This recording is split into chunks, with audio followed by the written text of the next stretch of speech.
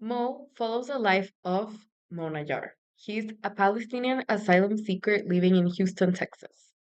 His family fled war, but instead of finding stability, they live in constant uncertainty. One of the central issues in the series is immigration limbo. Mo has been waiting for asylum approval for several years. The problem is that without legal status, he can't work legally and he can't access healthcare, so he lives in constant fear of deportation. That is not just most reality. Millions of asylum seekers in the US face the same struggle. The system keeps them in bureaucratic limbo, making them vulnerable to economic exploitation and lack of medical care. On top of that, Mo is uninsured. In the show, when he gets injured, he has no medical support, forcing him to self medicate and then making him struggle with addiction. To analyze Mo's struggles, we can look at three key social categories that shape his life. First is nationality, then class, and then health status. First, we mentioned nationality. Mo is Palestinian, which makes his asylum case even more complicated. Palestine isn't officially recognized as a state by the US, meaning he has no home to return to. Second, we talk about class. Mo comes from a working class background and does informal labor, from selling knockoff bags to working at a strip club.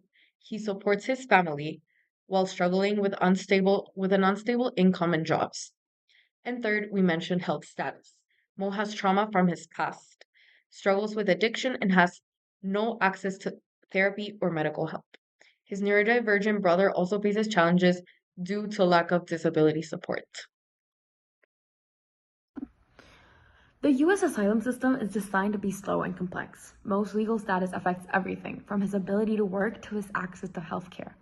Even when he tries to do things the right way, the system keeps him waiting, forcing him to take illegal jobs to survive.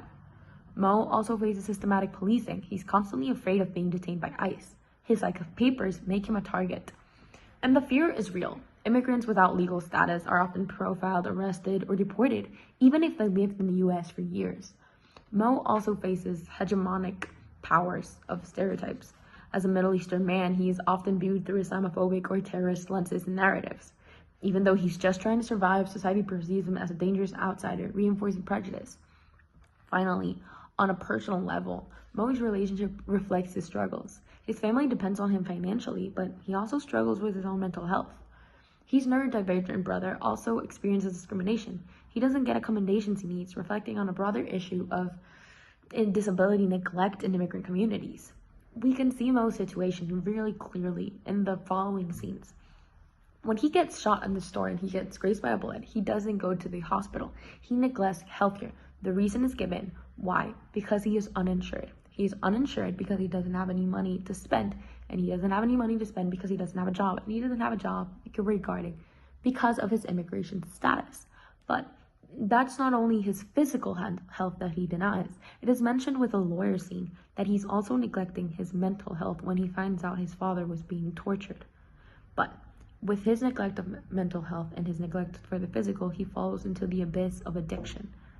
What is also interesting to analyze would be, would Mo's situation be different if he was neurodivergent like his brother, or if he was a woman? Because I think personally that if he wasn't a man, he would be getting psychological help, or it would be more easier for him to express his feelings and not neglect his mental one.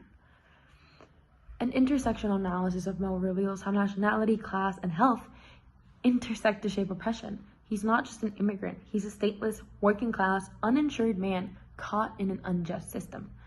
By understanding these multiple layers of privilege and discrimination, we can challenge stereotypes and push for real policy changes, like faster asylum processing and better healthcare access. Mo isn't just a show about one man, it's a reflection of millions of people facing similar struggles. It reminds us why intersectionality matters in conversations about diversity and equality, and why representation in media is so important. It's not just about telling a story, it's about humanizing real struggles. Understanding intersectionality helps us build a more just and inclusive world. Thank you.